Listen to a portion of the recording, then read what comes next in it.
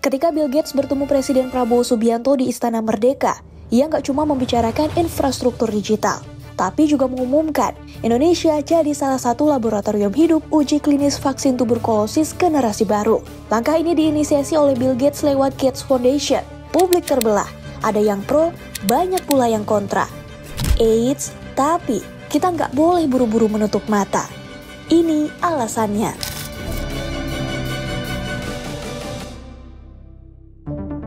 Pada dasarnya, vaksin tuberkulosis atau TBC yang diujikan bukanlah coba-coba layaknya kelinci percobaan, melainkan puncak dari perjalanan riset bertahun-tahun.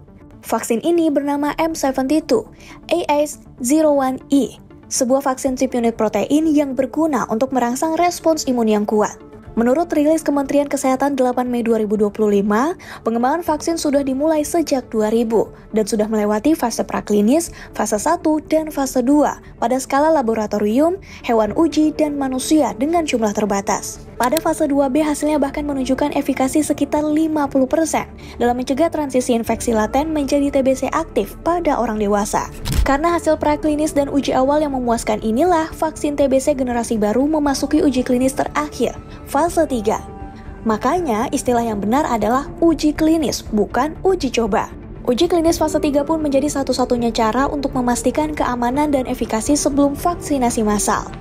Pertanyaan lanjutan lantas muncul, mengapa uji klinisnya harus di Indonesia? Jawabannya, karena Indonesia memikul beban TBC yang tergolong darurat. Setiap tahun ada sekitar 1.092.000 kasus TBC dan 134.000 diantaranya meninggal.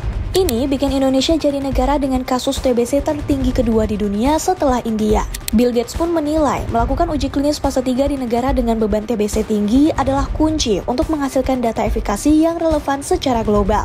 Indonesia itu adalah epicentrum tuberkulosis. Kita sekarang tuh memang punya vaksin TBC namanya vaksin BCG. Itu sudah kita gunakan selama 1 abad. Nah, vaksin BCG ini itu ternyata hanya efektif untuk mencegah tuberkulosis yang berat. Contoh TBC yang ke otak gitu. Tetapi dia tidak efektif untuk mencegah penularan atau penyakit atau infeksi yang ringan. Makanya ada kebutuhan yang mendesak ya, yang urgent secara public health, secara medis untuk memiliki vaksin TBC generasi terbaru. Itu. Ya, itulah mengapa langkah ilmiah kayak gini justru penting untuk didukung. Namun, dukungan ini datang dengan syarat. Pemerintah dan lembaga peneliti harus transparan, tanpa paksaan, dan bertanggung jawab. Proses ini mesti dijalankan sesuai standar internasional Good Clinical Practice, dengan setiap peserta melalui prosedur Informed Consent, screening kesehatan awal, pemantauan efek samping harian, dan audit etik independen yang melibatkan WHO, BPOM, serta Komite Etik Lokal.